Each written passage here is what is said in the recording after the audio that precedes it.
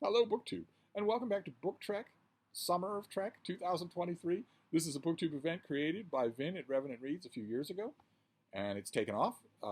We've been having a blast for years reading Star Trek fiction. In this case, for the whole of the summer, with no other restrictions than that. If you read some Star Trek fiction this summer, you have participated in Book Trek. And for me, it's been a blast. I have been reading Star Trek fiction from the beginning of Star Trek fiction, long before there were books. And I've been loving it, just loving it, even when it's terrible. And that brings us to today's book, because Book Trek is coming to an end for 2023. It's been a blast, but there are only a few days left of Book Trek. August is coming to an end. And so is another great BookTube event, Garb August, created by Ollie at Criminolly, which celebrates trash, the reading of trash. That is also coming to an end in August. And there are a few places, I mean, not a lot of Star Trek fiction is anything that you could write home about to literary judges, but there are a few Star Trek books that have reputations for being bad. They have reputations for being garbage. And few of them rank any higher than the book that I went back to last night. I couldn't help myself. I wanted to try it again. I have a paperback copy that's in really good condition. I haven't tried it again in years, since its nefarious reputation has been growing. I remember reading it when it first came out 25 years ago, and fans even then were wondering, well, I was in it with a group of friends, we couldn't get these Star Trek novels fast enough. Back when the Star Trek novels were coming out under the Timescape imprint, we couldn't get them fast enough. We couldn't read them and compare notes on them fast enough. And even then, all of us were wondering, what did I just read? Of course, I'm referring to Sonny Cooper's Black Fire.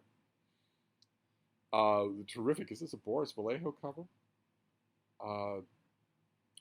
These terrific old covers that are original artwork. The faces are done from movie stills, obviously from Star Trek: The Motion Picture movie still. So is this the 1980s? Maybe 1990? 1982. This has gone on to become infamous in Star Trek fiction lore. It's the story of Jim Kirk's Enterprise. This is the original series, and massive sabotage happens to open the book. It's very, very rock you back in your seat opening. There's lots and lots of damage, and also an explosion on the bridge that severely injures Mr. Spock and almost kills Captain Kirk.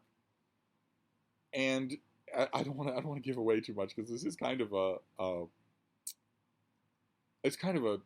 holy grail book for Star Trek fans. Star Trek fans who've never read any or very little Star Trek fiction will still have heard legends about how bad this book is. Spock is eventually suspected of being complicit in this sabotage and is put on trial. He's put on court-martial and found guilty.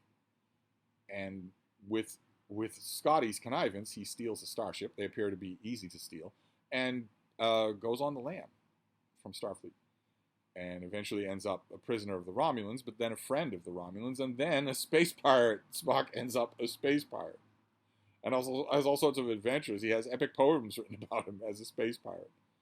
All as part of, we suspect, you the reader suspect, that it is an elaborate ruse. There are echoes right from the beginning of this. Of course, when you think about that storyline, you automatically think Spock in the Romulan Empire as a Romulan, as an ally of the Romulans, commanding a Romulan ship. You automatically think of the original series episode, The Enterprise Incident, where Kirk and Spock meet a female Romulan commander who is never named. It's a great episode. The actress gives a great performance. She was much in demand in Star Trek conventions after that. She crops up in this book, not nearly as prominently as I would wish. She's a major character in my favorite Star Trek novel. But there are other Romulan characters, and you automatically, when all of that is invoked in this book, you think, okay, well, this will be the same thing. This will be an elaborate ruse to do something against the Romulans, to get an advantage of them somehow. You are invited to believe throughout this book, in a kind of under-the-table way, that your original instincts are right, and that Spock would never turn against the Federation, that he would never do that. I'll leave it up to you to find out whether or not he ever does, whether or not this is an alternate reality. But the problem that fans had with this right from the beginning is that nobody's in character. That's always the problem that fans have with so-called bad Star Trek, is that the characters are not in character. This is all pastiche fiction. So the characters are set in a canon that is not literary.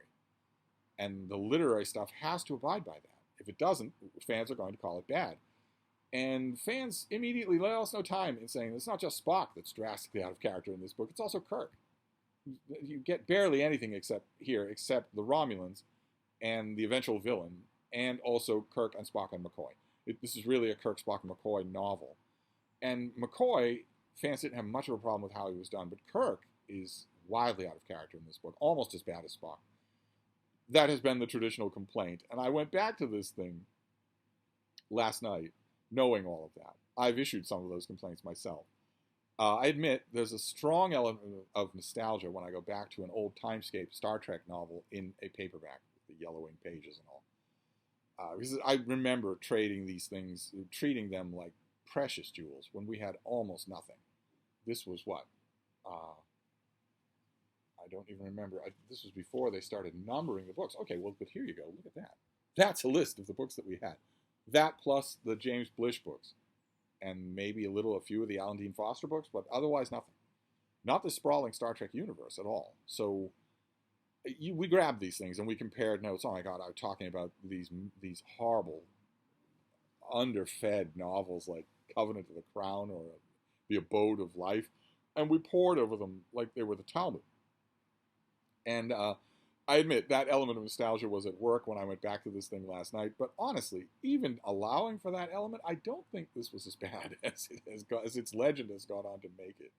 I really don't. It is entertaining, and I don't think that the characters are that out of character. Kirk bothered me more than Spock, in that he